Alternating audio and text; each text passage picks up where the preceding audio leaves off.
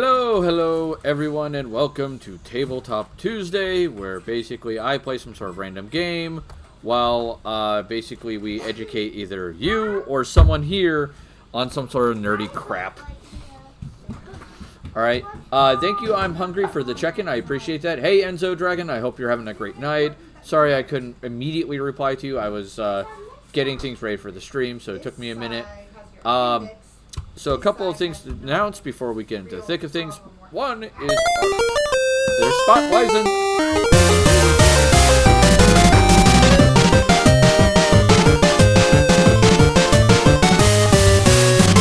Howdy, Wizen. Puppies. Alright. And then he fireballs the puppies. Damn, dude! That's cold, man. That's cold. Hey, I mean, well, it fits in with today's theme. That's rough, buddy. So, the announcements are, first one, our sponsors, Shocked by Gaming Servers. There's a link down below. If you use that and start a gaming server with one of their many games they cover, that helps us out, helps you out, because the servers are inexpensive. There's a ton of them, and they don't. What is wrong with my screen? We are front-loading this stream. Apparently. I'm mocking you. I noticed. And they work fairly well. Like, we've very rarely had problems with them, so I highly recommend them. Check them out.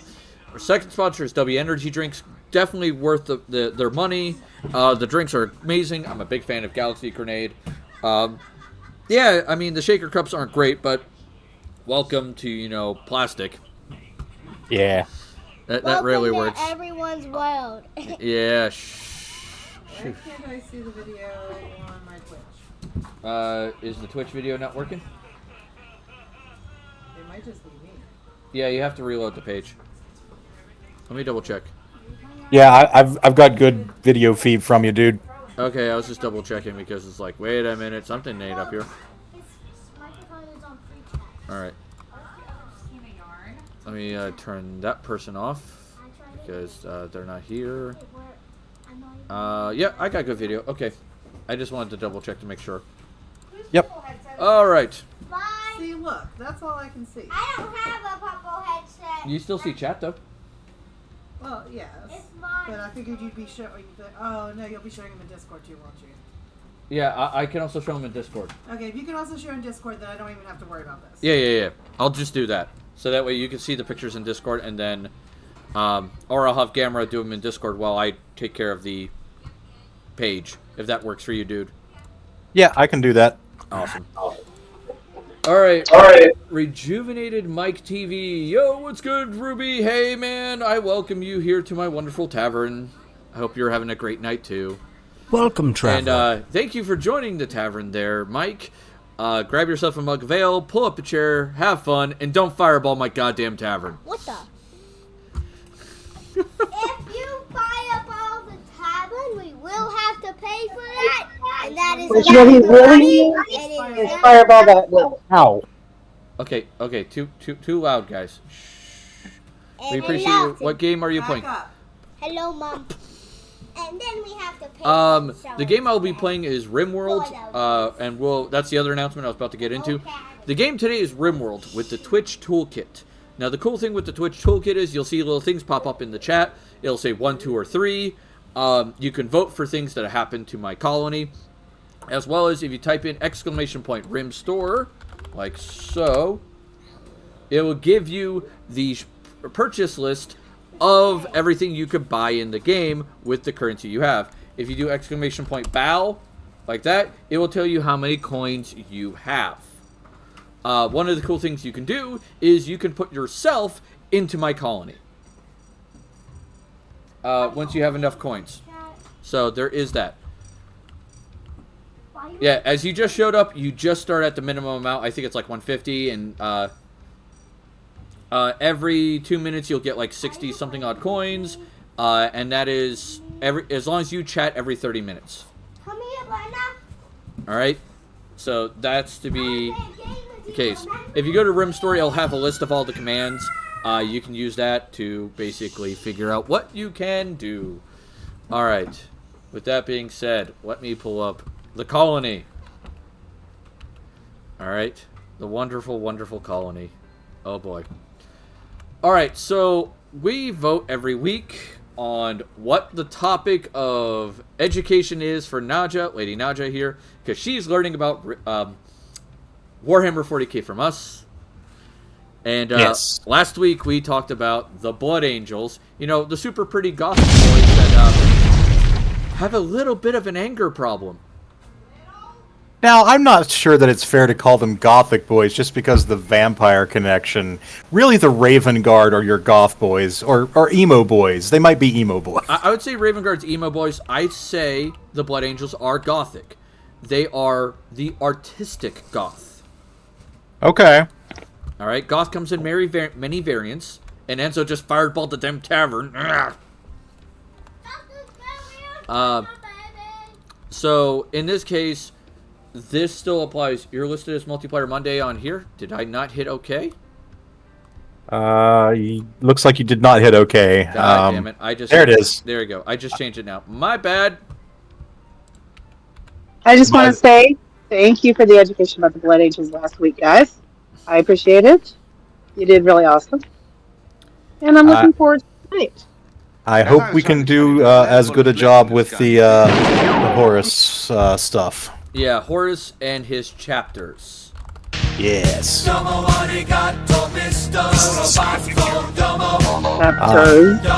Well, it's one chapter just that got look at several you. You look name like the oasis changes. to some Yeah. very, very thirsty travelers. That metaphor makes me uncomfortable. And I'm assuming that's something I'm going to learn about. Oh, yeah. Oh, yeah. Thank you, Big Country, for the check-in. Wisen, I don't know if buy ticket is a thing. What was the one that lets you put a colonist in, I think? Is that what he's trying Buy pawn. Yeah. Yeah, you need a few more coins, my dude. As I was trying to tell you, there are no bullets left in this gun, you see? There are no bullets left in this gun. Bang! Nope. Nope. 1 + 2 + 1 + 1. Ah! All right. No, it's 1 + 2 + 1 + 1. Oh, my Even brain. if you were right. My brain. My brain. Yep. Mike, it does take a little bit to earn the coins, but it is, trust me, it can be done. Yeah.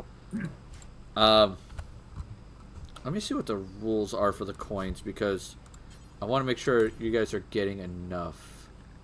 Storyteller, no, it's coins. You start with 150, you earn, it's 2 minutes per coin, and you get 30 coins for every 2 minutes. Alright. And you earn half the amount of coins if you don't chat every 30 minutes, and you earn no coins if you don't chat for an hour. Alright. I don't know what I'm doing. I'm trying to order. Oh, no, it's fine. It's okay. How am I doing, Big Country? I'm doing great. We're chilling. We're about to educate our friend here on some Warhammer 40k, because Horus is a thing. Now, I will say this. Despite the fact that Horus has caused one of the biggest events in 40k, the information on him directly is sparse. I wouldn't even necessarily say sparse so much as just there are some inconsistencies. And because he's such a central figure, there are a number of inconsistencies. Yeah.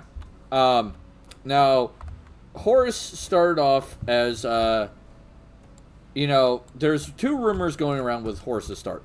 Either he was at the right hand of the Emperor and started with him and hung out with him the whole time, or he was on the planet closest to Earth, aka Holy Terra, and Big E just happened to find him first.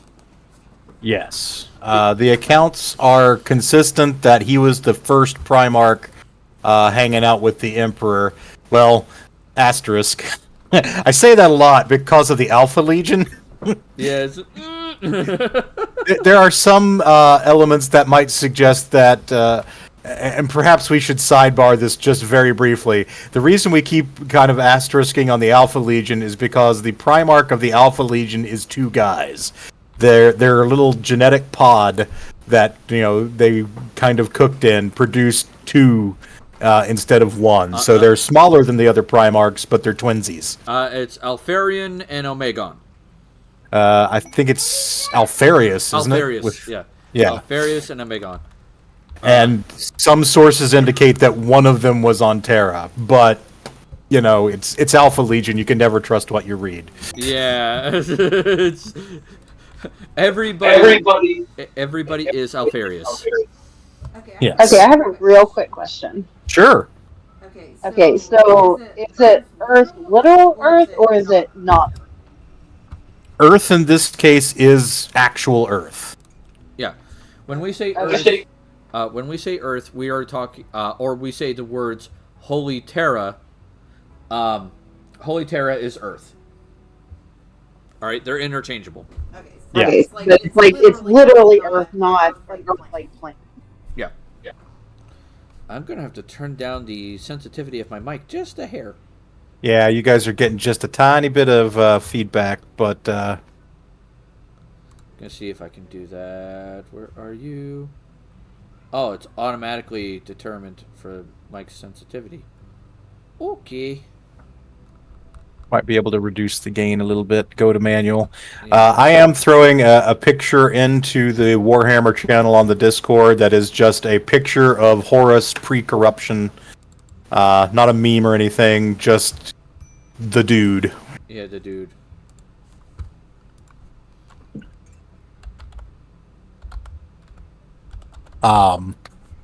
But yeah, Horus, according to all the accounts that we have available, was either with the Emperor early on or it was the first one found. So last time we talked about how the Chaos powers scattered the Primarchs throughout the galaxy. Well, Horus was the one who the Emperor got back first and who he essentially bonded with as a only child for years. Like, it was just him and Dad. And they, got along great. They, were doing their crusade stuff, exploring the galaxy. And it was, just absolutely awesome family togetherness. And in some ways that's good, and in some way it brought them closer. But in some ways, I think it has informed some of Horus's later problems. Like, he started to feel less special as more of his siblings were recovered. And yeah, it didn't go particularly well, as we learned last week. Yeah, that went poorly. He is supposedly representative of the Emperor's ambition and pride. He has a talent for reading people and basically getting them to perform to their best or manipulate them to exploit their weakness. He's basically just really good at pushing chess pieces around. Probably gets that from the Emperor as well. Now, Go ahead. I was gonna say, now Horus in all of his frickin' gloriousness, he's a big boy. He's a very big boy. Now, Yeah, go ahead. No, I was just going to say all the Primarchs are big boys, but he is certainly on the bigger half. Yeah, he's on the bigger half of the Primarchs. When I say big boy, I'm talking bigger than most of his brothers. Yeah. He's not the largest of his brothers, but he's definitely up there. Yeah. Go ahead. Go ahead. Okay. I was just going to mention that the world that he found himself on after being ejected through the warp is called Chthoniya, with a Cthonia spelling. It was one of the closest worlds to Terra, as Ruby mentioned. It was one of the early ones settled by the forces of humanity during the Great Dark Ages prior. And basically it was a very densely populated, what they call hive world in 40k terminology. It is primarily a world dedicated to large hive city objects where you can pack in millions and millions and millions of people into a relatively small space. The reports I've read indicate that Chthonia, by the time it was rediscovered, had strip mined most of its resources, polluted its atmosphere. It's a very cyberpunky type setting in a lot of ways, where you've got struggle for resources, you've got gangs, and that's the kind of environment that Horus grew up in. Not the worst out of everyone, but... oh god, no. Yeah, no. But definitely at least not the best. Now, with Horus, the thing that you might want to... I think the best word to describe Horus is assault. He is an assault-focused Primarch. He likes being aggressive. He's also, while not the saltiest bitch of the Primarchs, he is definitely pretty salty. I mean, yeah, I think that plays into him being the first one recovered and having that special relationship with Dad. He, even though, and we'll probably, yeah, I guess we could go on to this. Basically, we talked last time about the Emperor at a certain point going, okay, you guys, you carry on this crusade. I'm going to go out to get some smokes. You just handle it. And basically, he was going to go back to Earth to start the Terran Webway project to make warp travel safe for humanity. And he started working on that. But because the project was sensitive, he did not tell his sons what he was doing or why he was going back to Earth. He's basically just like, all right, we just had this fantastic victory over the orcs. All of you are together. Horus is in charge now. Try not to break anything. And I feel like this needs to be shown. It's the first meme I found. Okay. Yeah. Give me a second. That one. I am... Oh, you're showing it on stream. Yeah. Oh, yes. That one's actually... I would probably have slotted that in later, but... yes, that is sort of... Writing is inconsistent about this, but the Emperor never treated his sons super well. Let's see. Where do I want to put this for her? I think I'll put it in memes. Oh, I was just using the Warhammer channel. Oh, that works too. Okay. Yeah, so there's the perspective that the Emperor created these Primarchs and the Space Marines for a purpose. There wasn't really any filial love or affection there. They're just essentially his experiments to do a job. And certainly that's partially true and was supported by one of the more recent novels where the Emperor in the current timeline talks to Gilliman from the Golden Throne and basically says, yeah, you guys were essentially tools. However, I will say there is some late breaking news on this front. And I don't know if you've kept up with the lore, Ruby. They are currently they've just published the second of 3 books dealing with the siege of Terra itself. Like, they are finally doing the novelization of the finale of the Horus Heresy. Oh, it took them long enough. Well, once they do that, it's hard for them to, go back and fill in extra novels that seem important. Oh, yeah. But in that, the Emperor is basically confronted with the knowledge of Horus's power and, sees the evidence of some of his crimes and begins to grow so angry that he draws in warp energy to himself to try and essentially Super Saiyan power up to take on Horus. But the other people around him realize there's this prophecy of the Dark King that you might be about to fulfill. And if you are about to fulfill it, that means humanity is going to be destroyed if you do this. So what the Emperor does in the novel is essentially he kind of detaches himself, both figuratively and literally, and says, okay, I can't take in all this power. I can't do that. I can't become a 5th Chaos God. So to keep myself from doing that, I am essentially going to divorce myself from this core of my emotions because I need to not be swayed by sentimentality when I go to confront Horus. And so at that point, he essentially separates part of his psyche and becomes a lot less affectionate towards his sons. So, you know, yeah, there is an element there of truth, but it may be that prior to that point, he genuinely did have affection for them. They're not just lab rats, though I do think the meme's pretty funny. Yeah. Horus, like, when I look at him and see, like, some of the things that he's done, it's like, okay, they did kind of gear him up to be the bad guy, and one of the things a lot of people complain about is, how did the Emperor not see what was happening with Horus?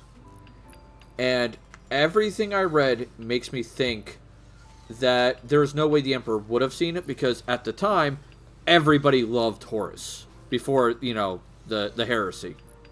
Yeah. Horus was, you know, he was the first son. He was the favored son. When, after the crusade in Ullanor against the orcs, the Emperor said, okay, I'm going home, Horus is in charge. There were a couple of them that were angry about it. Ironically, usually, it was mostly ones that would later join Horus in his treachery. Figure. There were a couple of them that were like, yeah, that's probably the right call. There were a couple of them that's like, yeah, Horus, that's great. So, you know, it basically was a situation where he was apparently the guy for the job, but from the jump, Horus was like, one, why is he abandoning me? And two, why does it sound like I am essentially just, you know, getting glory for him? Why can't this glory be for me? So that kind of planted the seed right there. At the moment of his elevation to this position, immediately there is that level of doubt and recrimination and just going, well, why am I just the war master? Why am I just, you know, the field commander? What's going on? Why doesn't Dad love me? You know, Dad doesn't love me enough. And you know, pretty much he carried on the crusade as the Emperor had been doing for some time after that. Until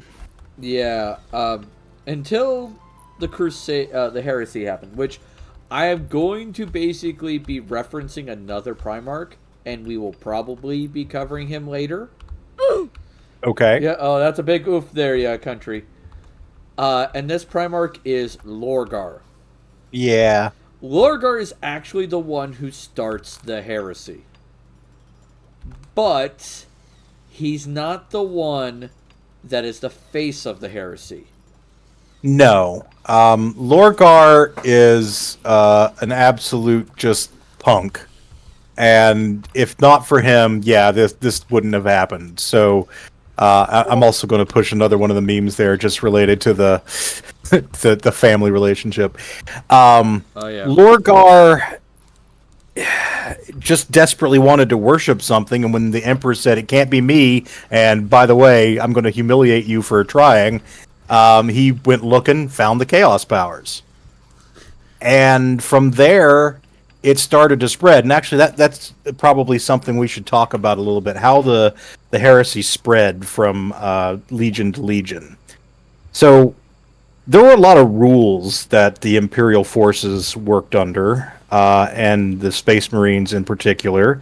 There was the rule against religion, which ironically began to fall away even after Lorgar's humiliation. There were human cults that began to worship the Emperor as a god. Oh, yeah. There were the rules against sorcery and psychic powers, except for certain limited exceptions, which we'll probably get into in just a little bit as well. And then there were the rules against essentially, for lack of a better word, secret societies.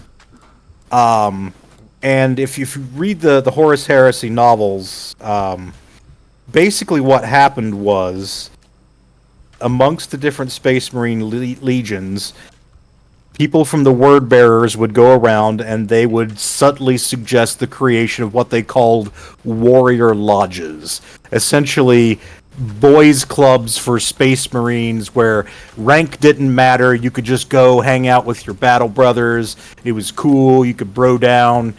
And it seemed innocuous at the time, but what it really was a vehicle to kind of get that sense of, the Emperor said we can't do this, but the Emperor's not here. Just kind of, build that into people's minds as a possibility, like, we don't always have to do exactly what the Emperor says. And those warrior lodges were also ultimately a vehicle for the spread of secret worship of chaos. And Horus, I forget which member of Horus's legion was the first one exposed, but the chaplain Erebus of the Word-Bearers Legion was the main vector, and he started the warrior lodges amongst Horus's legion.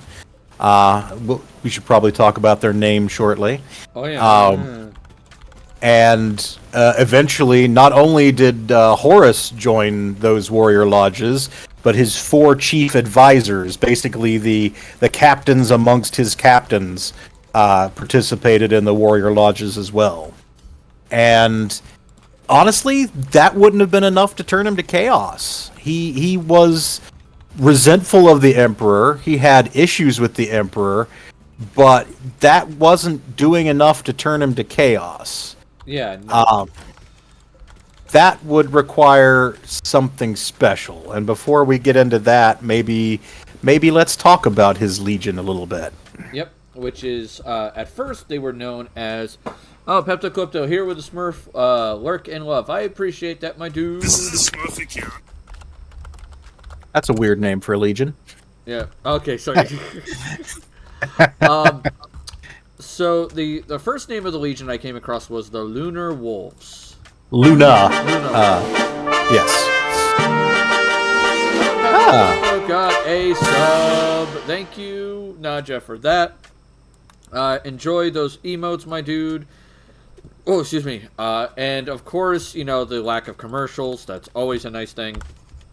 So enjoy that, and welcome to being a patron of the tavern. Yeah, and the Luna Wolves were so named because of their legion's participation in the pacification of Luna, like the moon. Yep. There were human colonies on the moon that the Emperor had to take over as the initial part of the crusade, and the Luna Wolves had distinction and participation in that. And thus they acquired the name the Luna Wolves as a mark of honor by the Emperor. I will also add, as we go through the different names of the Legion, please bear in mind that each name change was accompanied by a change in the way they painted their armor. as well as people dying.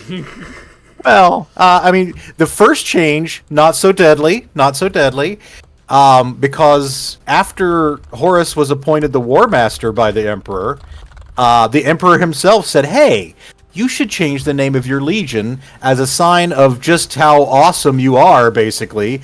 You should call them the Sons of Horus. And Horus was like, I don't know. He wasn't reluctant about it. Later on, Sanguinius talked to him and said, the Emperor really did that as a sign of, how much respect he has for you.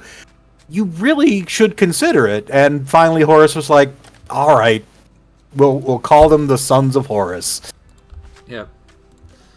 And so, you got a different paint scheme. They're called the Sons of Horus. And that's pretty much the name that they took up until the death of Horus.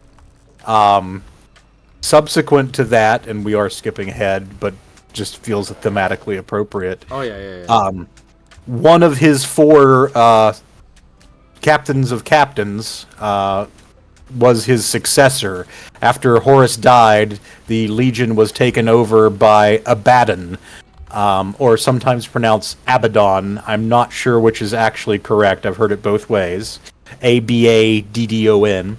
The explanation I've been given is been Abaddon, according to those which the word first came from. So I'm guessing that's probably the more accurate one. Ish, but that's that's a guess. Yeah, like I said, I've heard it both ways. There's certain terms in 40K that people have kind of come up with their own pronunciations for it, so it's hard to tell what's official. Yeah. Is it a laser gun or a las gun? Well, most people say las gun, but that makes no sense because it's short for laser. Yep. Anyway, after Horus's demise, one of his former commanders took over Abaddon, and he basically said, look, you guys are all broke up about the death of Horus. You cannot let that define us from now to eternity, or we are just going to keep losing. So from now on, we are no longer the Sons of Horus. We are the Black Legion. Yeah. And so at that point, they became the Black Legion with black armor. Yeah. Now, posture check. Yeah, I had a posture check. You mentioned earlier the whole Webway project. Like, here you go. This is the little comic involving that. It's like, now you're the War Master. You can lead this crusade in my place, Horus. I trust that you continue this endeavor in the same manner I started. I have complete faith in you. Horus, but why are you leaving the crusade, Father? Big E, can't say. Horus, but Big E, Gilliman shouldn't have... Gilliman wouldn't have asked questions. Yes, Gilliman wouldn't have asked questions. Oh, yeah. Yes. So we should probably talk about the heresy some. Yeah, we're getting to that. Okay. We're getting to that. The next thing that I was going to talk about specifically was the encounter with the Interrex. Oh, yeah, that's important. Yeah. And actually, there's Can you say that word again? The Interrex? The interact, like with an X at the end? So, yeah, think of the word like intermission, so INTEREX. Interx. Got it, thank you. Yep. So, yeah, the Horus's Black Legion, Horus's Sons of Horus came across a human splinter civilization. It was one of the ones that had been founded by humanity before the Great Age of Strife. The difference is that this particular human outpost had come to live in harmony with some local alien races. They had developed advanced technology. Basically, at most points when they came across a former human world, it was usually, oh yeah, these guys have been just absolutely roughing it for the last 1,000 years. We'll take over. They'll be grateful for us. But when they got to the Interrex, it was like, these guys are actually technologically on par with us. We can't just bulldoze them. So they started diplomatically. They started talking with the Interrex, learning about their culture. Horus was good about that. He sometimes would find diplomatic ways to resolve things. And he basically was on a glide path to get these guys as, maybe allies of the Imperium, or, while not bringing them into compliance, certainly not having an enemy. But the problem was Erebus, the word-bearer's chaplain, was with them. And one night, Erebus snuck down to the Interrex planet and into one of their museums, where the Interrex were keeping a strange artifact. Uh-oh. This artifact was something that they had found and recognized that it was tainted by the warp. And please bear in mind that most Imperial citizens, including the Space Marines, including most of the Primarchs, didn't know shit about Chaos at this point because the Emperor kept them in the dark. And the Interrex were familiar with Chaos, at least in passing. They knew it was a dangerous thing, so they kept this blade, this sword, locked away. They knew it was dangerous. But Erebus, because he was in league with Chaos, also recognized what it was. It is named in the lore as, I believe, the Anathame. And and it basically was a chaos-fused weapon that was capable of killing any target once it was attuned to its target. And so Erebus stole it. The Interrex noticed the theft, provoking a war between Horus's forces and the Interrex ultimately, meaning this glorious human system was just destroyed and Horus's forces were weakened. And the dagger, or sword, the anathame, was kind of stowed away by Erebus for later use because Chaos had a plan. And at a subsequent encounter, a Chaos, I think he was a mutated Terran, warped by Chaos, was given the blade and essentially thrown at Horus and stabbed Horus with it, putting him on death's door. This allowed Erebus to say, well, after all the medical people, all the scientists, everybody in Horus's legion that had medical knowledge tried to save him. No matter what we do, it looks like he's dying. He's dying. We were going to lose him. This is the first son of the Emperor. This is that we can't have this happen. Erebus was like, actually, I know this reclusive group on a nearby world that may be able to help him. And out of desperation, they agreed. And Horus was carried into a cave of this, what turned out to be a chaos cult. Of course. They performed a ritual that essentially pulled his soul out of his body and into the warp so they could show him this vision.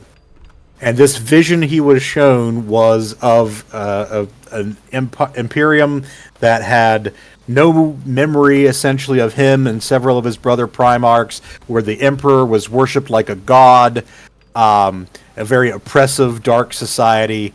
And here's where it gets really interesting.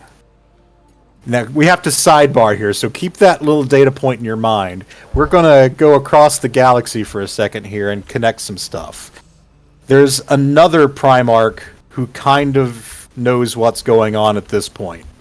And his name is Magnus the Red. Oh, no.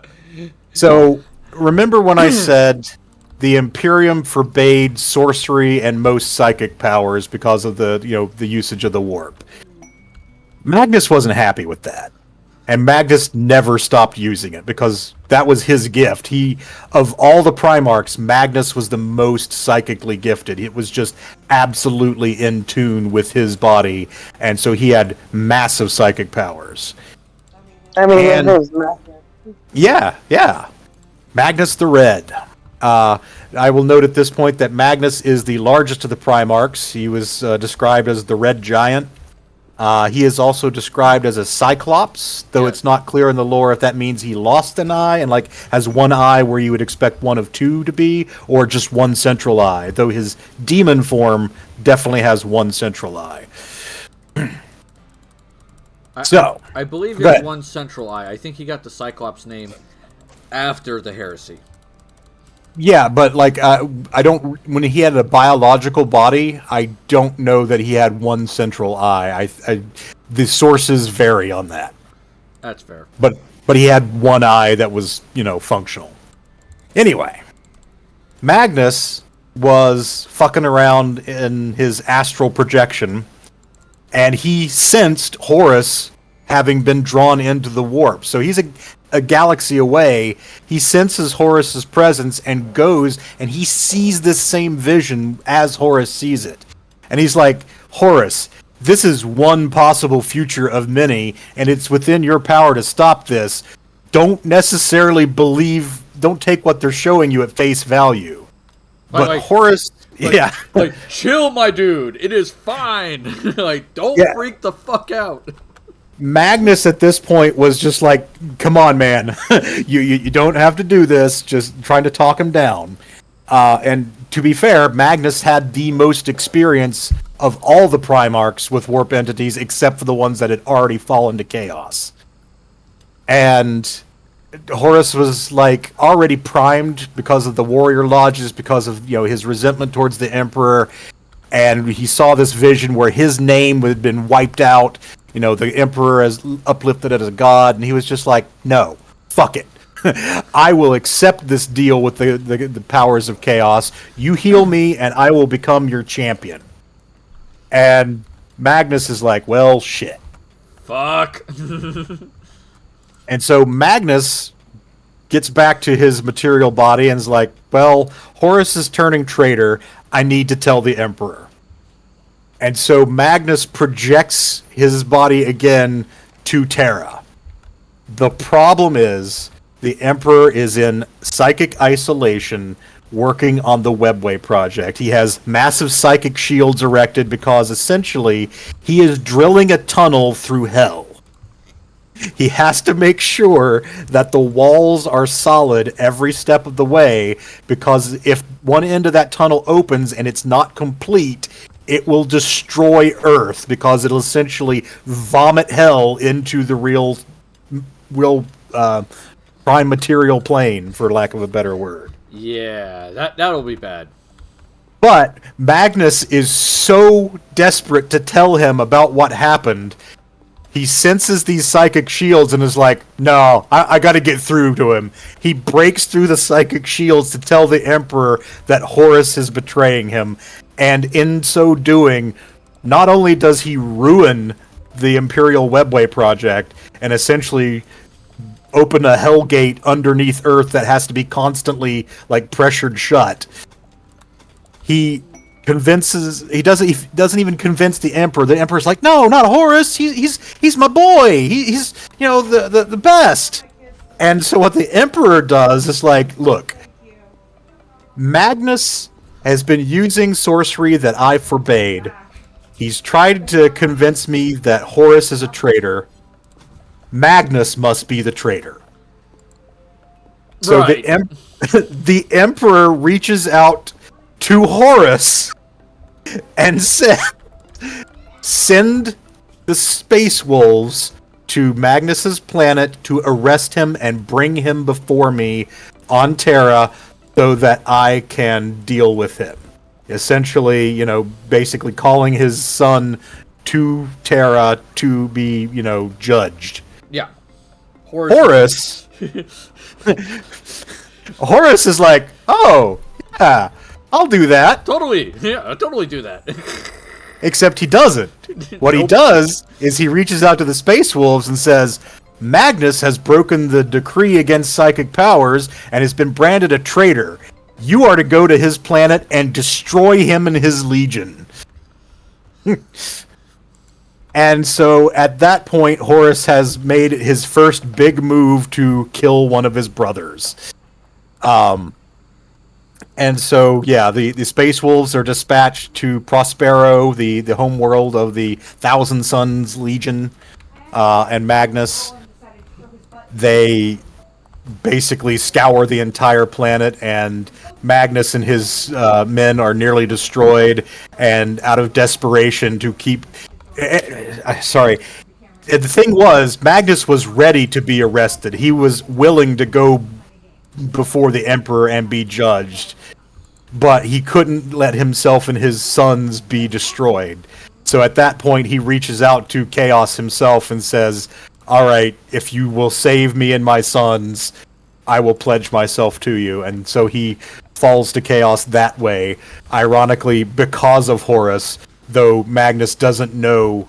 From Magnus's point of view, it was the Emperor who ordered the Space Wolves to come destroy them, not Horus. He doesn't realize Horus's role, and yeah, it's all kinds of fucked up. Yeah, basically bad communication and talking about religion and politics apparently has caused the worst family infighting in the galaxy. Which brings me to another meme that I don't think we have a picture for right away. We could find one, but you will often hear people in the 40K space say, Magnus did nothing wrong, and they're mostly correct. Give me a second. I can easily pull up one like that. Yes. Find a Magnus did nothing wrong meme, please. Oh, here we go. Breaking news. Oh, come on. It can't be that big. There's got to be like a bigger version of it. Yeah, the Google image search often produces like these mini thumbnails, so you have to click through to Jesus them. Christ, what the hell? Oh, there we go. There we go. All right, let me pull up the picture. Display. Yeah, and if you want to throw it into the Discord as well. Yeah, we'll be doing. Breaking news: Magnus did nothing wrong. It's like, what the fuck? Like, Yeah, see, look at that picture though. He's clearly got like two Two normal. eyes. Yeah. Yeah, he also has boob horns. he does have boob horns. That is a consistent design element, even in his demon form. You okay back there? No, Chris is calling me again. I can't hear shit. Oh, give us a second. Nadra's getting a call. Okay, we will push pause. Yeah, we will push pause. We'll focus on Rimworld until the situation is resolved. Yes. All right. Yeah, poor Magnus. Honestly, I feel the sorriest for him out of most of the people fucked over by the Horus heresy. Well, Sanguinius, but also Magnus. Yeah, they're both pretty bad. Well, we'll get into that here in a minute. All right. Yep. So, any of you who have joined recently, this is Rimworld. We're doing something called the Twitch Toolkit, which means you can interact with it. If you type in !Rim Store, you will get the store that tells you what you can buy, things that you can collect, all that jazz. If you type in !BAL for balance, it will tell you how many coins you have. You will earn coins as you watch. And as long as you type once every 30 minutes, you will get full coin value. If you don't, every 60 between 30 and 60 minutes, you'll earn half. And after an hour, you earn nothing. Once every 30 minutes. So, like, for instance, if you do, like, well, I'm about to do !BAL, that's how many coins I have. Mm-hmm. I will not be buying things for myself. For the most part. There is that. But all in all, it is a fun little thing. We have a blast doing it. Oh, someone just joined us. Who is it? Oh, Lady Natra came back. Yeah, We bounce good? on and off. We good now? I want to make sure she's okay. We hope so. You believe so? Okay, excellent. All right, so you heard us say that Magnus did nothing wrong, like that being a meme. Yeah. Okay. Okay. So, that's kind of where we left off. Apparently, the Space Wolves were told, "Hey, the Emperor wanted them to go there to just caress the dude." Yeah. And the Space Wolves got a different message from Horus saying, "Murder them." Yeah, this might be the Emperor's third big error. Like, if one of your sons breaks into your psychic wards and says another one is turned traitor, maybe don't call the one that's just been accused of being a traitor to arrest the first one. That's just, Management 101. Yeah, I mean, let's be brutally honest. The Emperor is possibly one of the worst dads in fiction. One of the. I mean, yeah. Yeah. Maybe Gendo Akari. He's definitely up there, though. Oh yeah, Oh man. So yeah, at this point, Horus has turned traitor. Magnus has become a chaos demon by pledging himself to Tzeentch. There are several of the other Primarchs that have turned traitor or will soon turn traitor. And Horus begins planning in earnest his idea of taking over all the galaxy. Probably the next big thing we need to talk about is the events in the Istvan system. Yeah. Yep, that sounds like a good next step. Oh boy. So there were several legions that they had already found out that they, mostly would fall to chaos. The Sons of Horus, the Emperor's Children, led by their Primarch Fulgrim, the Death Guard, led by their Primarch Mortarion, and the World Eaters, led by their Primarch Angron, in addition to the Word Bearers, led by Lorgar. The Thousand Sons, led by Magnus, would not participate further in the Horus Heresy. Like, they became Chaos Space Marines. They are against the Imperium, but they really didn't contribute anything more to this war effort because they essentially were licking their wounds. The other Chaos Legions that would soon fall under Horus's sway included the Iron Warriors and their Primarch Perturabo. Which I honestly believe has the award for being the saltiest bitch. Yeah, Perturabo is the saltiest. He's just the whiniest asshole. It's like, motherfucker, like, I understand he was given a shit hand, but god damn is he such a bitch about it.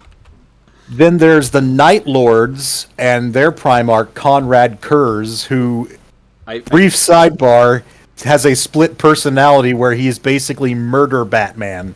I feel like Conrad Kurz is possibly the most emo out of all of them. Out of the traitor Primarchs, it depends on. He's more of the classic like lashing out emo, but Perturabo is very dour and just whiny. I got a game that'll perfectly explain Conrad Kurz. Do we all remember the Hatred game controversy? Vaguely. All right, bad, shitty game where the whole point of the game was to go around and just murder people because the guy was fed up with society and shit. Yes. Okay, that's definitely That's Conrad Kurz. It's like, fuck it. My solution is always kill the bugger. Yeah, I mean, Conrad Kurz, and we won't delve too deeply into this because we're focusing on Horus, but he legitimately had dissociative identity. Not only was he a Primarch by day, by night, he had an identity that he called the Night Haunter that essentially brutally murdered people who were breaking the law on his homeworld. Like, it was literally murder Batman. Yeah. And it didn't matter the crime either. Yeah, no. He's a real interesting case. And then the last of the legions to fall to chaos, asterisk, would be the Alpha Legion and their twin Primarchs. And according to the lore, there is some evidence that the Alpha Legion fell to chaos believing that they needed to do so to preserve the Imperium. Like, they're loyalist chaos Marine. They did it because they thought they had to protect what the Emperor actually wanted them to fight for, which is kind of fucked. Yeah. In any case, the several of those legions needed to purge certain elements of themselves because, as I alluded last week, in a given Space Marine Legion, you were going to have some members who were more inclined to be loyal to the Emperor, and you're going to have some members who are more inclined to be loyal to their Primarch. In many cases, these Space Marine Legions started with a whole bunch of troops that were born on Earth. They had known the Emperor before they ever met their Primarch. And then you also had members who were inducted after the Primarch had come on board. So that was a big dividing line. But, yeah, the Primarchs inspired loyalty amongst all their genetically related, Space Marine sons. So what they decided to do, what Horus decided to do, was to pretend that there was a rebellion on an Imperial world, Istvan III. And the Emperor's Children, the Death Guard, and the Sons of Horus would essentially team up and deal with this rebellion. And the World Eaters too, but I don't think that they had to do too much with their group. And it was a fake. It was a false flag operation, for lack of a better word. They basically sent down a bunch of their forces to pacify this planet. Those forces found out, hey, there's nothing to pacify here, and that's when the bombs started falling. Yeah, oh boy. Oh, Lord. And so here we take a little sidebar into the weapons of the 40K setting. One of the tools that they have for wiping out an entire planet's population are virus bombs. There's a Death Eater plague that is essentially like Ebola on steroids, and they can load it in bombs and essentially wipe out pretty much all life on a planet relatively easily. So once all the people they believed to be loyalists were down on Istvan 3, they let fly the virus bombs to try and destroy the loyalist elements of their own legions and the 8 billion people who lived there. And the thing was, they didn't get all the loyalists down on the ground, and there were some still up with the fleets who managed to get a warning down to the people on the ground. So the Space Marine forces on the ground were able to take shelter. They were able to harden the systems in their armor to protect them against the ravages of the virus bombs. And so, yeah, they killed 8 billion civilians, but then they still had a whole bunch, thousands of loyalist Space Marines down there.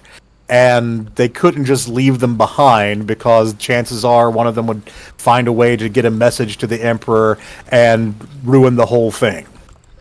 So Horus was, I think, still considering the options. I'm trying to remember the novels, because I've read the first 5 that cover this. I'm trying to remember the sequence of events. Horus was still considering how best to deal with this problem when Angron goes...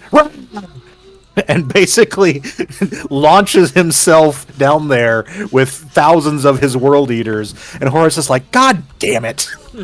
he basically Leroy Jenkins the loyalists, and so they get dragged into a surface battle on the planet that lasts, apparently, I think it's for months. Yeah, what I read is about 6 months. Yeah, so they are essentially fighting their own loyalist elements for months on Istvan 3 until finally they are able to just drop enough bombs, do enough damage with their land forces that they can say that basically all of these people are dead. There might be a straggler or two. Spoiler alert, there was. Spoiler alert, there was. But the other problem was that they couldn't take too long to go on about this, because during the fighting, one of the Death Guard ships, the Eisenstein, had fled with loyalists on board to go warn the Emperor. So now a clock is ticking. Yeah, oh boy. And yeah, that's when they begin planning the second phase. Yeah. And the second phase is even more devious. So they know that the Eisenstein has gone to the Emperor to warn him of treachery. And the jig is up. The World Eaters, the Emperor's Children, the Sons of Horus, and the Death Guard are going to be labeled traitors. So they set up base on Istvan 5. And they actually make the fact that they're about to get ratted out part of their plan. Which is not a bad idea if you're going to be ratted out. No, it's a good adaptable plan. The Eisenstein comes into contact with Rogel Dorn, Primarch of the Imperial Fists, and basically said, hey, Horus has turned traitor. You guys, you need to take care of this. And Rogel Dorn, sends the message back to the Emperor and gets the authorization to become the acting War Master. And so he gathers up forces to go, well, not himself, because he's got other things to do with the Imperial Fists. But he gets Ferrus Manus, the Primarch of the Iron Hands, and said, all right, you need to put together a team of the loyal Space Marine legions. You need to go strike at Horus's forces now while they're weak. They've just essentially blown up a third of their own forces fighting loyalists. You go take them out, deal with them. So Ferrus Manus assembles a team. He assembles the Raven Guard. He assembles the Salamanders. And those guys will be the first wave. They will hit Istvan 5. And just as they're getting tucked in with the Traitor Legions, they'll be reinforced by a wave of another 4 legions. The Word Bearers and the Alpha Legion and the Iron Warriors. Oh, no. Yeah. So basically, the other 4 traitor legions that weren't outed at Istvan 3 were the reinforcements to try and deal with the traitor legions on Istvan 5. Yeah. And so, yeah, they did a big drop site landing. They had all kinds of forces arrayed. They were battling there. And then they're like, yeah, we've got these traitors on the run. And here come our reinforcements. Oh, fuck. Why are they firing at us? Oh, shit. Oh, no. Yeah. So this is basically Horus's master stroke that eliminates 3 of the Loyalist legions. Not totally, like they all 3 still exist, but their fighting force is completely spent. And after the Istvan 5 massacre, they sit out the rest of the heresy. This is also where Ferrus Manus is the first Primarch to die on the screen. Like, we still have the 2 that they kind of shuffled off and we don't talk about them. But Ferrus Manus was killed by Fulgrim in single combat, beheaded. Oof, yeah. Oh. And Ferrus had become aware that there was, foulness afoot because Fulgrim of the Emperor's Children had gone to recruit Ferrus. He thought, me and Ferrus are tight. I can convince Ferrus to join us in this. And he was not able to do so. So by the time Rogel Dorn's like, hey, put a team together, Ferrus is like, yeah, I'm on that shit. Yeah, I'm already on it. But, see, and he and Fulgrim, like, every one of the Primarchs had certain ones that they were close to, and he and Fulgrim were tight in that each of them was like a master craftsman, and each of them had made like a really cool weapon and gave each other the weapon that they forged. Like, they had exchanged like artifact weapons, and yeah, that was one of the bitterest betrayals. But Ferrus dies. Corvus Corax of the Raven Guard escapes. Vulcan escapes, though that might be because he's immortal. Yeah, that's another topic. Yeah, that's a little rabbit hole, but we won't go down that one. But at that point, we've got 3 of the Loyalist legions are basically done. Several of the other Loyalist legions have been sent on wild goose chases by Horus to distract them with different things. And yeah, basically it comes down to Horus's march towards Terra at this point. After he has arranged the murder of billions of innocent civilians and some of his own, space marines, as well as arranged the death of one of his brother Primarchs, he is heading on towards Terra to, take his chance. So I have a quote from Istvan 3. Ah. All right, and it's a famous quote for Horus. It's the one a lot of people recognize him for. And it is, "Let the seas boil, let the stars fall. Though it takes the last drop of my blood, I will see the galaxy freed once more. And if I cannot save it from your failure, Father, then let the galaxy burn." Yes. Which is also, I believe, the title of the novel in question. Yeah. He basically was like, we are going to fucking burn shit. Nothing's going to survive. The first 5 novels are Horus Rising, False Gods, Galaxy in Flames, Flight of the Eisenstein, and Fulgrim. Yeah. Those are the 5 I've read. Oh, man. Yeah, Horus did not play around, all right? Now, Horus was really smart, and he did get all the way to Earth. Yes. He was successful in that. One of the groups that was really helpful in getting him there was definitely the Iron Warriors. Mm-hmm. Honestly, the Horus Heresy wouldn't have gotten half of its shit done if it wasn't for them. Yeah, and he managed to corrupt elements of like the Mechanicum, which are basically the the tech guys that work for the Emperor, large numbers of them were corrupted to Horus's service because he's like, hey, I've found this lost archaeotech, secrets. I'll share them with you if you'll work on my side against the Emperor. Yeah. But yeah, he also made a stop, and I'm blanking on the name of the planet, but during the Primarch project, the Emperor went to this particular world where there's a weak spot into the warp, and the Emperor purportedly negotiated with the gods of chaos. And we don't know the substance of that negotiation. It may have been for personal power. It may be for some of the secrets he used to create the Primarchs.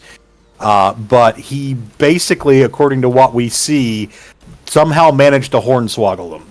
Like, they did not get what they thought they were going to get out of that deal. But Horus stopped at the same planet. And even, at this point, he's evil, he's powerful as a Primarch, but he can't take on the Emperor. But after he stopped on this particular planet and talked to the gods of chaos, he basically said, you know what? I will pledge myself to your service. Fill me with your power. And at that point, he's less Horus and more their puppet in many ways. But he is filled with enough power from the warp that he can stand against the effectively living god that is the Emperor. With that being said, though, with that line, we have this little quote here. Let me move us out of the way for a second. Okay. Oh, yes. Let the galaxy burn! What? What? What? What the fuck is this? It's like, oh no! Yes, and I would like to share a quote as well that relates to both this week and next week. Oh, sure. This is a quote from Horus. Uh-oh. Sanguinius, it should have been him. He has the vision and strength to carry us to victory and the wisdom to rule once victory is won. For all his aloof coolness, he alone has the Emperor's soul in his blood. Each of us carries part of our Father within us, whether it is his hunger for battle, his psychic talent, or his determination to succeed. Sanguinius holds it all. It should have been his. That's after Horus had become the War Master and realized that, Sanguinius is still best boy. Yeah, oh my god. On a related note, I was reminded when I was reading the spoilers for that novel I referenced that came out recently, it ends with Horus's fight with Sanguinius, which is fucking brutal. Oh yeah, those two guys duke it out hard. Yeah, the descriptions we've had before are nothing. This is horrifying. But I won't go into that necessarily unless we want to. But what I wanted to talk about is that I was reminded that originally the four gods of chaos wanted to oppose the Emperor Sanguinius. He was their first choice to be the Lord of Chaos. So they have a better eye for talent than the Emperor does, apparently. Apparently, Jesus. Naja, are you still with us? You're okay? I know. Yep, I'm here. I'm just listening. Okay. I like listening. Okay, that's fine. I'm good at that. I just, if you have any questions, you want to put in some input, don't worry. Yes, we're very happy to take questions. We're very happy. Don't worry. If I had a question, I would definitely be asking. The same right. with chat. Chat, you can ask questions too. Yeah, absolutely. Yeah, we'll try to answer to the best of our ability. Now, last week we discussed what happened when Sanguinius and Horus kind of went at it from Sanguinius' end, which was Sanguinius became a dead-ass motherfucker. Yeah. Made Horus me really sad. Horus killed his ass. Well, yep. Horus did not exactly got to enjoy the victory for very long because the story goes that apparently an Imperial Guard dude basically ran forward as Horus was about to strike down the Emperor and took the hit, and at which point the Emperor went, nope, no, you're no longer my son, you're gonna die now. So, interesting side note about that. That is actually one of the most, inconsistent bits of Imperial lore. Not the overall outline, that's pretty consistent, but the identity of who ran forward and got blasted. Yeah. So, there are 3 different versions that have been circulated. One is the Guardsman. In this case, the name given to that Guardsman is Olanias Pius. But we're pretty sure it's not specifically Pius because of those novels that I was talking about. Pius is actually a friend of the Emperor's from way back. And by way back, I mean ancient Anatolia. Pius is immortal. Yeah. And he's one of the Emperor's, like, multi-thousand-year-old bros. And, yeah, Pius is actually one of the characters in that novel trilogy. And he's doing something else that should prevent him from showing up for the final battle, in theory. It's all timey-wimey. All timey-wimey shit. Continue. The other... I Oh, was go gonna ahead. say, continue going on for a minute. I gotta go take care of something real quick. Yep, But absolutely. I'll leave the game running for everybody while you continue. The other theories that have been put forth from various lore is that it was an Imperial Fist Space Marine and Terminator armor, part of the retinue that had teleported aboard Horus's ship. Didn't do anything. And then the other possibility is that it was one of the Emperor's loyal guard, the Custodians. But in any case, the accounts are fairly consistent that basically Horus was kicking the Emperor's ass. He was going to destroy the Emperor, and basically someone threw himself in the way to preserve the Emperor, and that kind of brought it into clarity. And the Emperor's like, you know what? I can't leave him alive. I cannot abandon my people to his rule because he will destroy the galaxy. He will let it burn. And so that gave the Emperor the will to essentially psychically nuke Horus from existence. Channeled all that raw power into him. And apparently, according to the versions that we've seen so far, though this might get updated in that last novel of the trilogy, at the end, Horus repented his treachery, and the Emperor was tempted to let him live, but realized that if he did, the powers of chaos would just infest him again, and so wiped him out completely, so that even the forces of chaos could not take his soul and make him into a demon, could not resurrect him in any way. I'm back, by the way. I just got back. I noticed the game moving, so I figured. Yeah. But yeah, the Emperor and Horus had their big nasty fight, and like I said, the Emperor, he had his jugular ripped open. He had sucking chest wound. I think he had a broken leg. There was a lot. Half his face was blown away, I think. So he lost an eye in the fight. He was going to die. Interesting sidebar.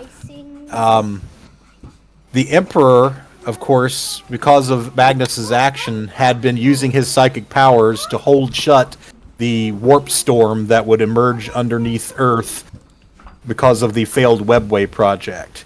He did that from the Golden Throne. That is one of its multiple purposes, to channel psychic energy to allow them to essentially hold that broken webway in together. While he went to fight Horus, obviously he couldn't do that.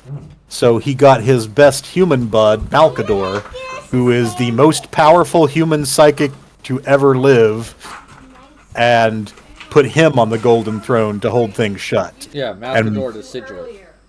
Malkador the Sigilite. He is... I believe he lasted for tens of minutes before the Emperor's broken body was brought back to the throne to be put upon it. And when Malkador was taken from the throne, his body disintegrated. Because as mighty a psyker as he was not, genetically engineered. He was not a Primarch. He was not the Emperor. So he essentially collapsed under the pressure just at the moment where the Emperor returned. Oh yeah, he could just not handle it at all. It was just gone. Yeah, ironically, the plan the Emperor had was that if he needed someone to take his place on the throne, and it wouldn't have been as essential if the project had been completed, but when he needed somebody on the throne, he was planning for it to be Magnus, because Magnus had the physiology, he had the psychic gifts. Yeah, and then we got the last meme I have right here, which is Sanguinius is if you don't have one, he could be the best friend you could ever have. Horus, if you don't have one, he is the a-hole that will one day kill you. Yeah. That is Horus. So bad.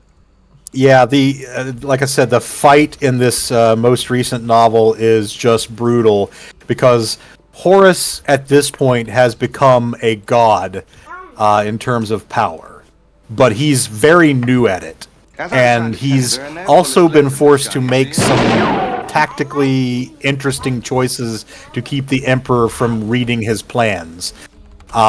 Basically, in the novel, it's described as he's cast part of his mind back into the past, so he doesn't have his full faculties here, but the Emperor can't tell what he's planning to do.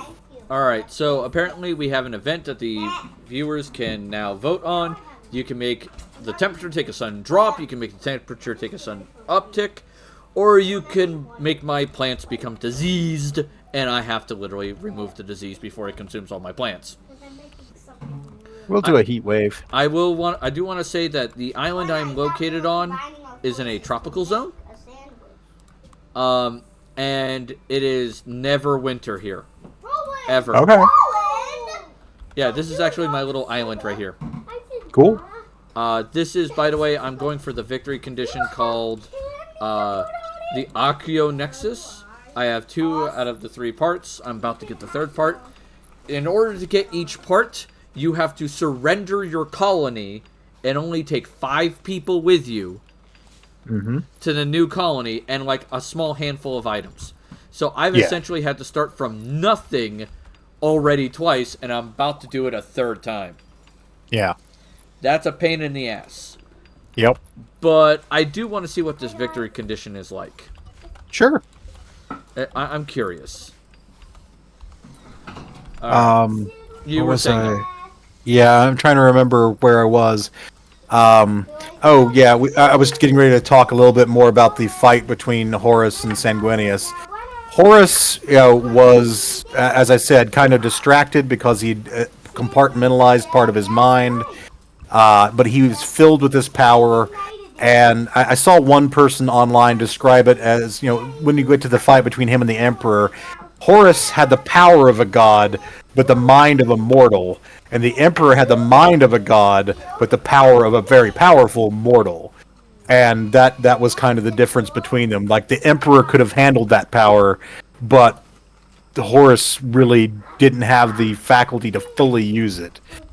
However, Sanguinius, on his way to Horus, and he's the first one to reach Horus, sees a vision of Ferrus Manus, his dead brother, who basically says that Horus has used his powers to pull his soul from the warp to torment it further. He warns Sanguinius about Horus's state of mind and try to take advantage of that. So Sanguinius goes into this fight like thinking 3-dimensionally. He's using his speed and his flight to do, lunging strikes at Horus. He's taunting him, trying to get him off his game.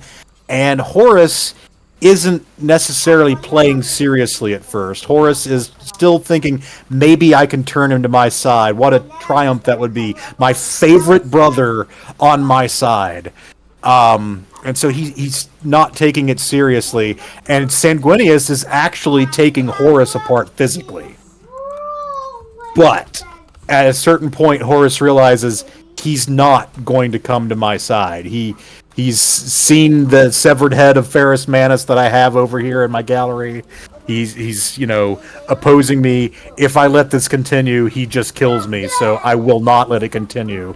So the way it's described in the book is that his psychic speed exceeds the physical speed of Sanguinius, and he essentially reaches through the warp, grabs him with telekinetic force, and slams him on the ground so hard it shatters one of his legs and one of his wings. And Sanguinius still gets back up, and they fight, but at that point it is game over, because it ultimately ends with Horus taking his massive power flail, Worldbreaker, and quote-unquote beating Sanguinius like a dog. Oof.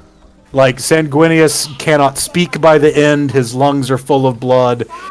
He is beaten, and then his corpse is essentially crucified on the wall of the gallery. Ultimate attack. Yeah, that's brutal. Yeah. A lot of the people in the Blood Angel groups that I'm in were talking about it, and so I had to check out the spoilers, and was like, oh man, that's rough. That it sucks. Oh my god, yeah. Now, we mentioned all this fighting, all this jazz, and everything. We didn't mention what ended up happening to Horus at the end of the fight, which is the Emperor kills his ass. Yes. So, like Sanguinius, Horus, like, oh no wait, we did mention it, because you mentioned his soul getting rended and shit. Yeah, a little bit. Yeah. So Horus is one of the Primarchs that we know for a fact is not coming back. He is dead. Dead. Right. There's some later books where people play around with the idea of cloning Primarchs. They actually... Horus's body isn't destroyed. When the forces of Chaos retreat, and I think we alluded to this before, but the reason Horus tried to force a final confrontation is he knew that 3 loyalist legions, the Dark Angels, the Ultramarines, and the White... No, not the White Scars. Who was the other one?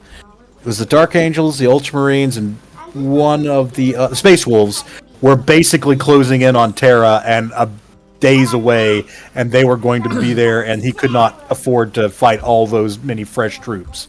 So he challenged the Emperor, he lost, and when his soul was annihilated, basically it closed any demonic warp gates that had been opened nearby, so a lot of the demonic forces ended immediately. The Blood Angels that were defending Terra felt their Primarch's death and were motivated to this new frenzy of attack. So basically Chaos went from not advancing fast enough to a total rout. And so they got the hell out of there. And they had Horus's body, and one of the guys, and this is one of my favorite characters in the lore, one of the guys in the Emperor's Children is named Fabius Bile, which is a fantastic villain name. And think of Fabius as Dr. Frankenstein. He is the ultimate, geneticist, surgeon, biological manipulator. You may also hear him jokingly referred to as Fabulous Bill. Fabulous Bill, god damn it. Yeah, I love some of the nicknames that some of the characters have. Fabulous Bill, Fabius Bile. But he gets Horus's corpse and says, you know what? I can rebuild him. And he clones Horus. The problem is, when he clones Horus, there's no soul there. There's no mind there. And as we would later learn, when Bile clones Fulgrim, who isn't dead, by the way, there's like a demon Fulgrim, and he's like, you know what if we had a classic Fulgrim? we've had new Coke. Let's get some classic Coke. When he clones Fulgrim's soul is there. He fully remembers shit.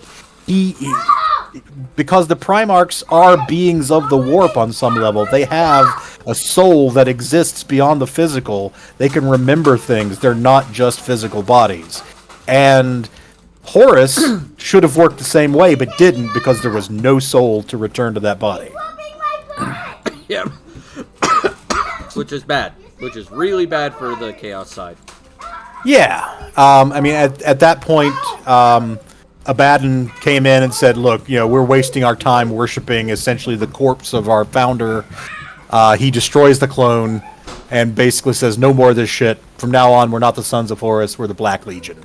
Yeah. And that's when they make their final change. And see, Abaddon is interesting in his own right because he doesn't make Horus's mistake, or at least as many people would term mistake. Horus's mistake, from the Emperor's point of view and from Abaddon's point of view, is that Horus turned himself into the puppet of the 4 Chaos Gods.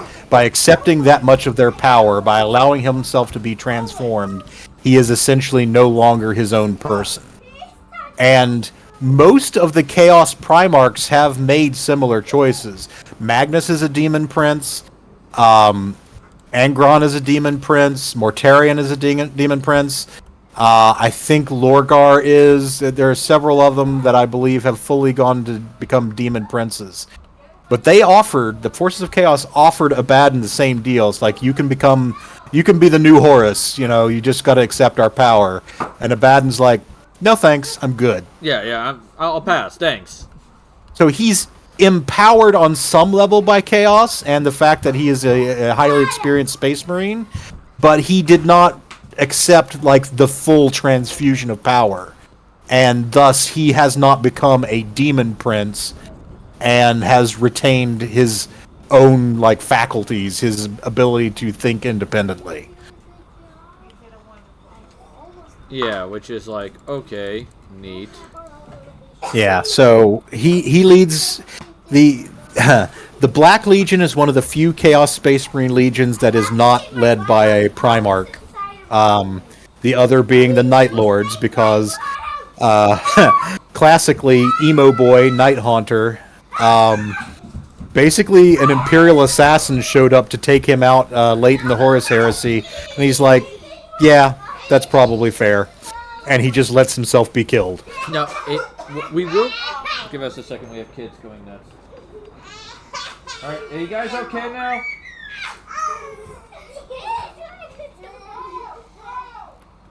Get down. Child, get down!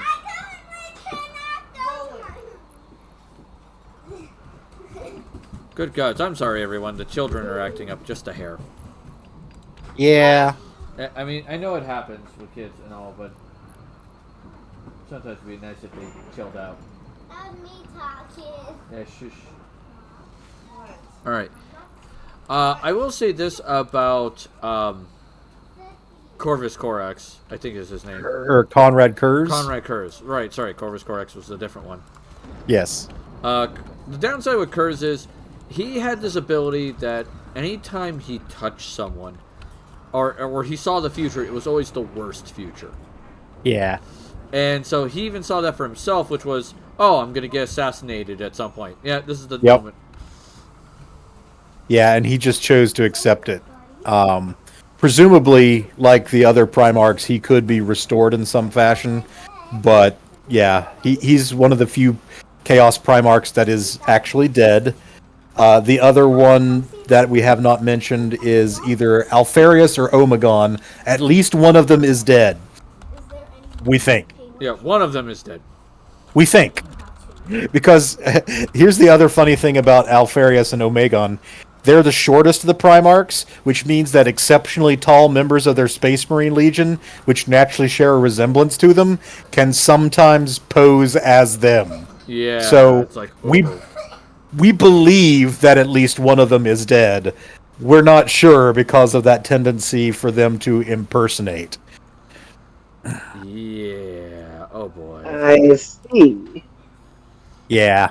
Yeah, we don't know what's going on with them, and that's okay. Well, yeah. Alpha Legion is really interesting. We'll definitely get into them in a bit. That is something we definitely will talk about at a later time, because that is something that they do kind of kooky. Yeah, the Alpha Legion are infiltration and espionage specialists. They have... One of the things that happened in the wake of the Horus Heresy is the Raven Guard was desperate to rebuild their numbers. So Corvus Corax went to Earth and basically talked to the tech priests and the scientists there and said, hey, I need to rebuild my legion. Can you give me access to the original research materials that produced the legion? I just need to jumpstart some new stuff. And so they gave it to him, and he took it back to their home world. And the Alpha Legion staged an attack there and stole it and replaced it with corrupted versions of itself, so that the new legionaries, the new Space Marines that were produced from it, were horribly mutated, showing bird-like features, basically becoming more like actual ravens, but like were-ravens. And he was just absolutely devastated by this. They have since recovered to a large degree, but it's 10,000 years later. It just took lots of time. Oh, yeah. But yeah, I mean, Horus, as a Primarch, he was a good leader to begin with. He just had that insecurity, that desperate need for Dad's approval, and that shared pride and stubbornness and arrogance of the Emperor that made it so that he was ripe for a fall. And his Legion is not bad. One of the things that I want to mention about his Legion is they worship Chaos Undivided. Yes, so that is something that you might want to get into, how the different Chaos Gods and Chaos Undivided works. So usually Chaos Gods pick a Legion and say, we really like what you're doing, we want you to do more of this, go. Like, for example, Khorne with the World Eaters, get angry, kill people, awesome, do more of that. The Emperor's Children being all about Slaanesh. Oh, we'll get into that later. Oh boy, that's something else. But there are very few legions that are Chaos Undivided, which means they allow their members to worship any Chaos God. The Black Legion takes pretty much everybody. If for example, say you're part of the World Eaters and like they're just too angry for you, you kind of for some reason you don't know why, it's like this is not for me. The Black Legion will totally take you. They'll go, yeah, join us. You'll be fine. The same thing with the Word Bearers. They're also Chaos Undivided. The Black Legion has in their numbers a representative of each Chaos God. Like a Space Marine to represent them. And if the way the Black Legion sees all four Chaos Gods, especially if they're bickering, it does annoy the shit out of them.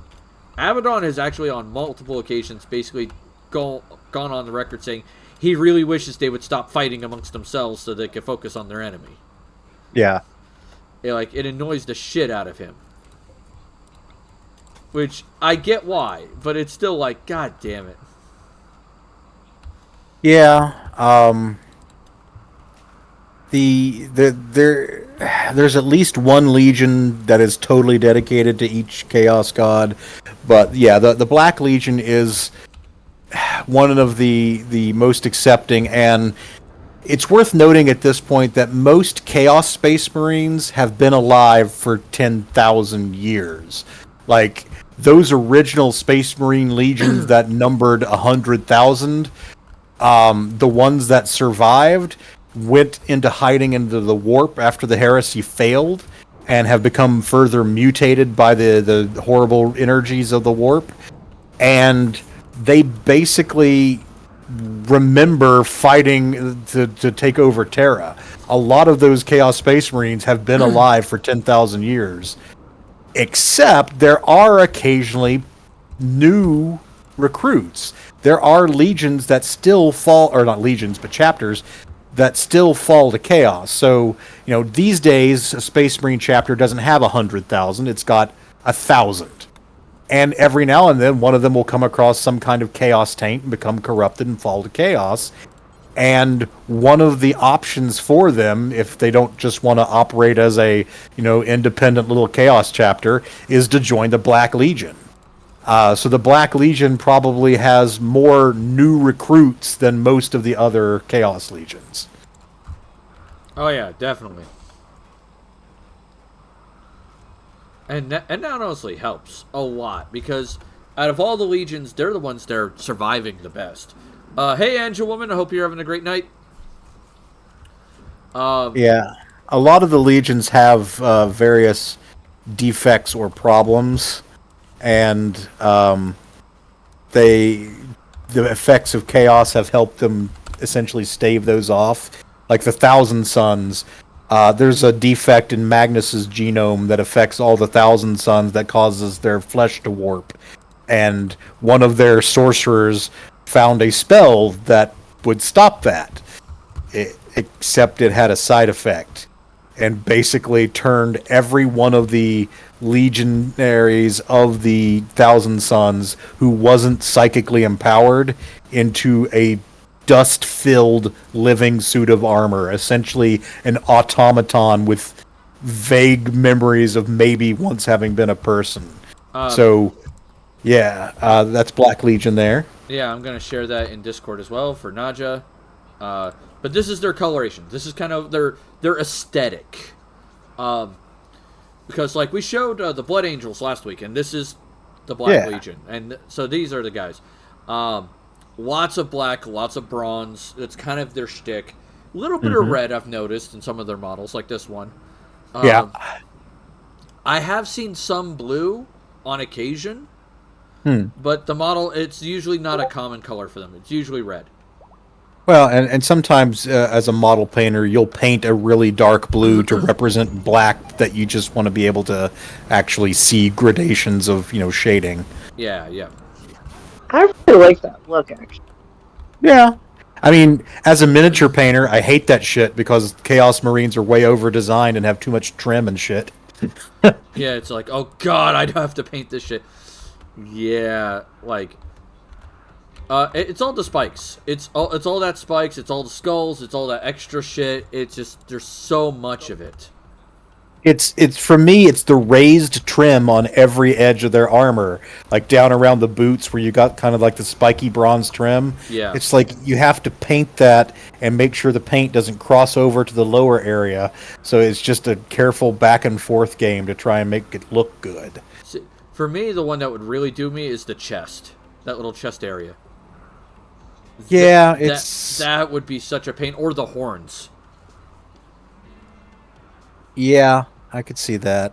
Oh my god, that is brutal. It's craziness, it's so on and so forth. But the Black Legion does have... They're like the Ultramarines of the Chaos side. They are not great at anything, but they are really good at everything. They're very versatile. They're not particularly focused on, any particular kind of sneaky tactics or long-range fire or melee. They're the generic Chaos Space Marine. If you're talking about Chaos Space Marines, Black Legionnaire is a good generic example. Yeah, they're the average dude. They're like, hey, guess what? Here you go. Have fun. And they... How do I put this? They're interesting in how they get things done, but they are not bad at it. Like, if I was going to talk about the Ultramarines, the Smurfs, the blueberries, the blueberry puddingy fuckery pop shit, the big thing about the Ultramarines that makes them so good at everything, but not great, is logistics. Yeah. The Ultramarines are amazing at logistics. The Black Legion, on the other hand, not so much. Logistics aren't their shtick. It's more of they're just really, really good at planning attacks. Yeah. And they get that from their dad. Their dad is very, very big into making sure that, you know how to hit something right. Yeah. And the Ultramarines get their logistics expertise from their dad. Yep. So there's that. What would I say about the Black Legions, though? Gear-wise, their gear's decent. But the big problem we want to talk about with any Chaos Legion is they can't produce more of them. Or at least yes. It's very difficult because... The way Space Marines essentially reproduce, and we talked a little bit about this last time with how a normal human is made into a Space Marine. You basically, in every Marine, you've got these different implanted organs, one of which is called the progenoid. And essentially, it's a little incubation sac that has genetic material. And that genetic material can be used by the scientist types to grow new Space Marine organs for implementation. So essentially, every Space Marine is carrying around a little womb full of, the genetic seeds to create more Space Marines. And the problem with the Chaos Marines that they run into is that their bodies are so corrupt by the energy of the warp that sometimes these organs just aren't viable. That's why that Fabius Bile does so much research, because he has to find ways to create new Chaos Space Marines other than by making normal Space Marines fall to chaos. So yeah, that is one of the big problems they have. Go ahead, Nadja. No, I was just reflecting on what you were talking about, and like, I really like that concept. You know, but okay, so you said that they're usually corrupted, or they always corrupted. Like it's literally impossible. Yep. I don't think it's completely impossible. I think it's, one, difficult for them to find like the materials in a workable state, and two, it's difficult for them to recruit because none of them have home planets that are still in the main material plane. So you don't have like a lot of normal humans that you can implant the organs into, because you're living in the warp. So there's just not a good recruitment pool. Okay. And some of them can't at all, like the Thousand Sons that I was talking about. Almost all of their Space Marines are dust. They literally do not have the flesh or organs anymore. They're essentially enchanted suits of armor. They can't reproduce. Yeah, but that comes with an upside, though, for them, which is they're also, like, near impossible to kill permanently. Yeah. I mean, that is the thing. A lot of these Chaos Space Marines are very, very tough. They're warped by Chaos energy, so it's hard to kill them completely. But, yeah, it's also harder for them to reproduce. But you do have some, like I said, normal Space Marines that will fall to Chaos. That provides them with a little bit of an influx of recruits. And Bile has worked very diligently on various projects. Apparently, in one of the more recent novels, he finally got his hands on one of the Adeptus Custodes. Uh-oh. Actually, it's even worse than that. Ruby, are you familiar with Belisarius Call? Yeah, I remember him. Okay, so he's, for the benefit of everybody else, he is a master technologist from the 30K era who was tasked by the Emperor with certain highly secret projects. And one of those was basically to produce better, more Space Marines. And that's one of the things that introduced the so-called Primaris Space Marines. But as part of that project, which has spanned 10,000 years, some of which I think he spent in hibernation, I think he's had like clone bodies. Call has lived 10,000 years through various means. But one of his things that he created, a person he created, is Alpha Primus. And Alpha Primus is kind of his prototype for the Primaris Marines. Uh-oh. Except Alpha Primus actually has a bit more in common with the Primarchs. So Alpha Primus is basically, his special pet project where he's been working on how to make new Primarchs, too. Oh, no, and that's what the hell he got a hold of. And Fabius and Call had a novel together recently, and he stole Alpha Primus's progenoid glands. No. So he has those samples. So he no longer has to work with the warped inferior materials of the Chaos Marines. He's got some real shit to work with now. Oh God, we are doomed. Yeah, I don't know if they'll ever let Fabius have that big a win. Actually turning it into something useful. But apparently he is working on a project of, like, Primaris Chaos Space Marines by order of Abaddon. Because of course he is. Yeah! God damn it. Oh, man, that is heinous. Alright. So, Nadja, the guy we talked about, Better Sour, is Call. We mentioned he was like a tech guy. there is a group of technologists in the Imperium. They are known as the Tech Priests of Mars. Mm-hmm. We could always do an episode on them because there's a lot to them. Yep. But to dumb down essentially what they're about, they're a hard technophile cult in the Imperium.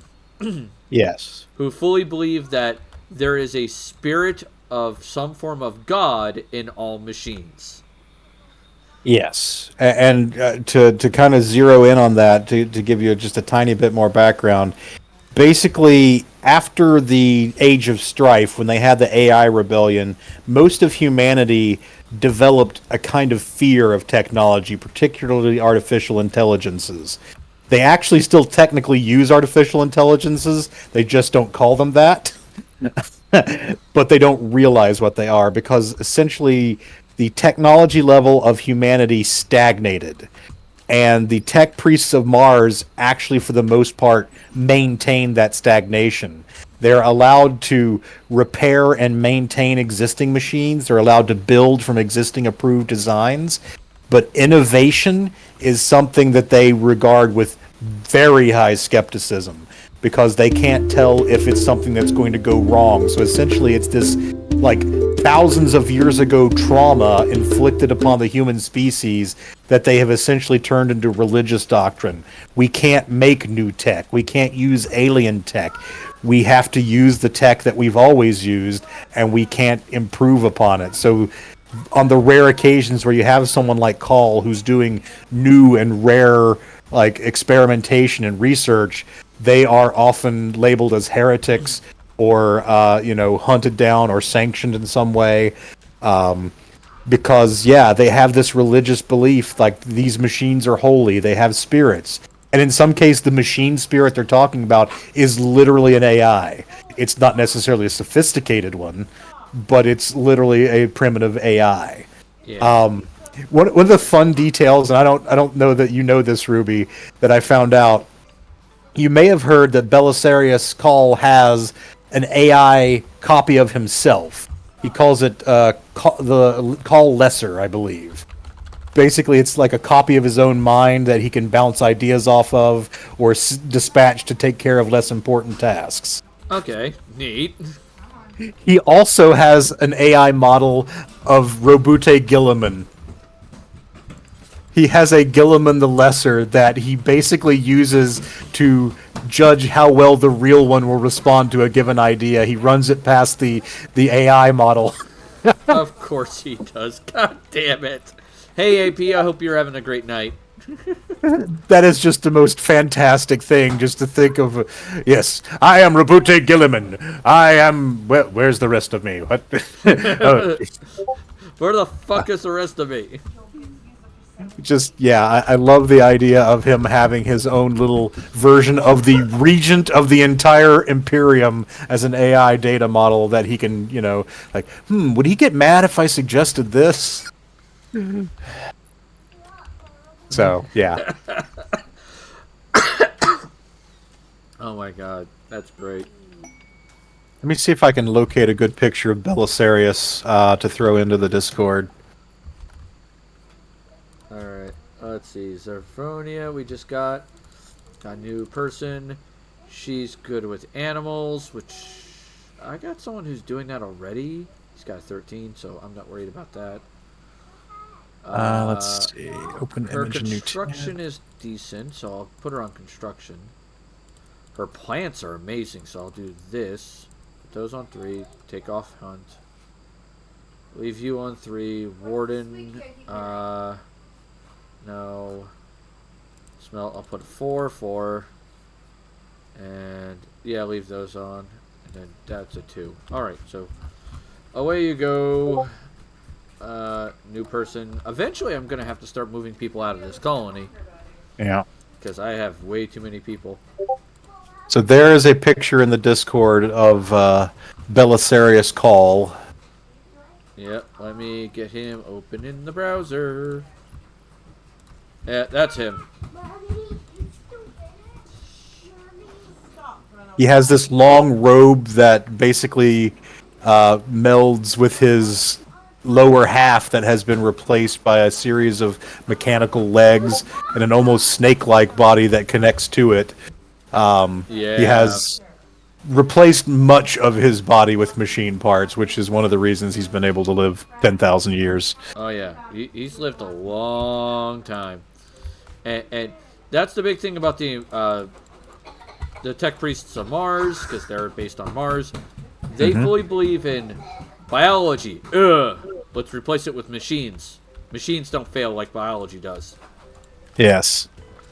It's like, guys, have you talked to any IT person ever? Yeah. It's like, goddamn. So yeah, they're an interesting group. The fact, though, there are an evil version of them that travels with the Black Legion. Yep. They're a fun group. The Dark Mechanicum. Yep, the Dark Mechanicum. I like that guy's staff. What was that, Nadja? I like that guy's staff that you just put in Yeah. the Warhammer chat. Yeah, that's a good staff. It's a neat staff. So there's that. So with 10 minutes left, let's figure out what 4 subjects you're aiming for next week. When I got it. Okay. All right. Hang on a second. I'm gonna jump back on Twitch so I can see and I can talk to the people. Alrighty. Alright. Does anyone have any suggestions that they think would be fun? Let me think. If I were to make suggestions about factions to talk about, There are no bullets left in this we gun, you see? could try to, tackle some of them in a more chronological sense, where you talk about like the oldest races, like the Eldar or the Necrons. The Tyranids are a big current threat to the state of the galaxy, so they could be interesting. Or we could delve into one of the other Imperial factions. Those would be the ones that I would think might be suitable. I would say, if I was going to recommend one, I would say like an overview of the Space Marines, like we had on the vote last time. That might be a good option. Sure. The Necrons, the Tyranids, not Tyranids, sorry, Necrons, Eldar / Dark Eldar, and the Chaos Gods. Yeah, I mean, we could definitely stand to go into some more detail on the Chaos Gods. And maybe how gods work in the Imperium in general. Or not the Imperium, the Immaterium. Yeah. Well, I figured if we do Chaos Gods, we're also going to cover the Warp. Yeah, I was just thinking particularly of the Eldar Pantheon. And the Orcish Pantheon, such as it is. We could cover both Gork and Mork.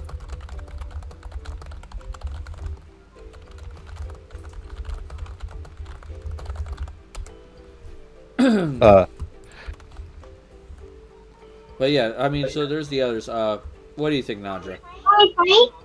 I think the Eldar and the Dark Eldar is really a good idea. Still, because we've had them on there. Okay. Yeah. All right. What else? I like the idea of having the Chaos Gods on. Because they're definitely... I keep hearing them come up. You know what I mean? So... Yeah.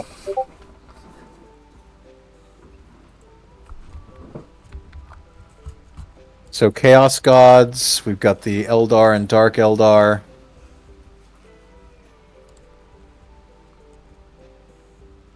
Ruby, you think you've got enough to make a poll for 4? Okay, so we got Eldar, Dark Eldar, Chaos Gods, Warp. Anything else? I would say you could do Necrons just because of how like old they are in the lore and how they figure into the timeline of the galaxy. Yeah, that would be a good one. And then I would say Space Marine overview. Space Marine overview could be good too. That would just give some opportunity for greater context when we talk about these dudes. Oh yeah. Incidentally, I highly recommend going back to look at episodes of If the Emperor Had a Text-to-Speech Device. He is no longer producing those videos, but the canon that is out there is amazing. It's basically taking the concept of the modern 40K universe where the Emperor is essentially little better than a corpse on a golden life support throne, and positing, what if one of the Mechanicus guys wired up a text-to-speech device that allowed him to actually communicate?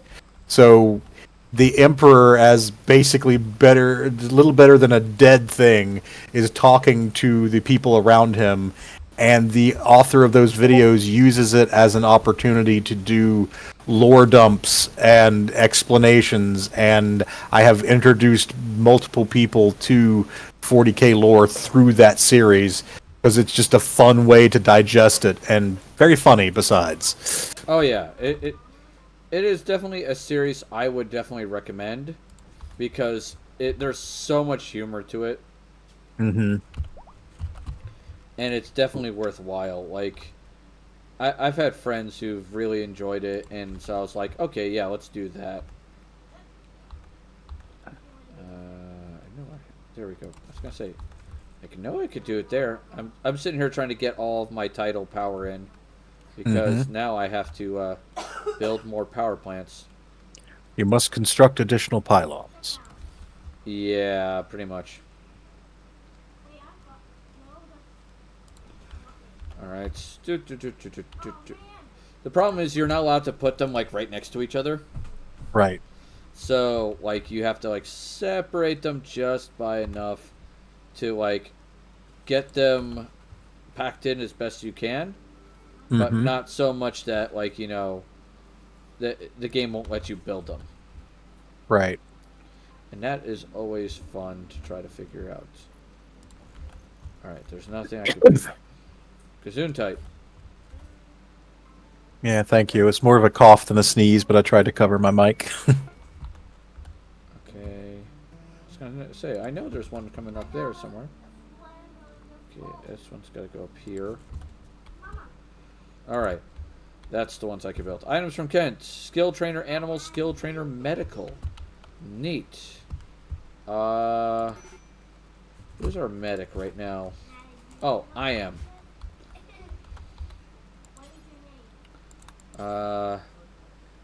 Use, as soon as you're done eating, use the skill trainer medical. And who is our animal person? Bruce. Bruce, you're my animal person. Where's Bruce? Oh, there you go, Bruce. Go use that real quick. Alright. Ah, here comes the man in black. Galaxy Defender. He's medical, shooting, melee, and social and intellectual. So basically, he's not helpful to me other than some medical stuff. I could put him on hunting. I don't want him on warden because he's not the right religion. And then I'll just put him on cleaning, hauling, and, you know, general labor shit. Right. Because he's mostly there to shoot things. He's also got a class. What is his class? He is a faceless. Oh, goody. Faceless man in black. Yeah, that even more fits. Jesus Christ. Alright. Let's see who's on. And what they're doing. Alright, so I got, let's see, what I got for my, yeah, I got my 4 for the vote. So if you're wondering where the vote occurs, everyone, it'll be on Twitter, or I'll be putting one on my Discord. Yeah. And so you can join the Discord and basically vote there, or you can join Twitter, find me on Twitter, and vote there. Either one will apply. Of course, now we have an ad break right now as I'm basically trying to find someone. Go I'm not doing too much. Work retail. Alright, let's see who's on and what they're doing. Oh my god, I have to keep hitting more. More. Alright, here we go. We got some World of Warcraft. Got a lot of World of Warcraft now. Guess it's getting popular again. Rust. Dead by Daylight is always popular. Maple Story. Lethal Company. Oh boy. Fallout 4. What else is there? League of Legends. Super Mario RPG. The remake. Morrowind. Man, that brings back memories. Phasmophobia. War Thunder. Hard Space Shipbreaker. You know, Grumble Bean's doing Stardew Valley. We could always do that. Oh, thank you, AP, for the Twitter link. Alright, so we're going to rate Grumble Bean. They are playing Stardew Valley, and that's always a fun game. As soon as I find my messages, there they are. If you are one of my many followers, please use the following raid message. If you are one of my subscribers, please use the following raid message. Alright.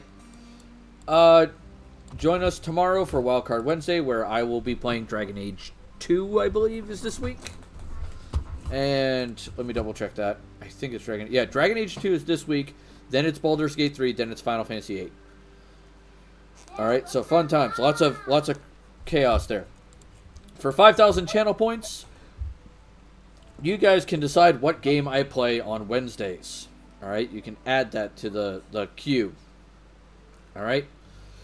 With that being said, please make sure you're taking care of yourselves mentally and physically. That's always important. And I know you come to my wonderful tavern for the witty banter, the wonderful lessons that we have, thanks to Gamera and myself and Naja. But I know you guys stay for my fuck-ups. So, until then, I hope to see you all tomorrow. Please make sure you turn your drinks and food into the golems to make sure that everything's cleaned up. And, I hope to see you all tomorrow. Toodles! Doodles. Thanks, everyone. Have a good night.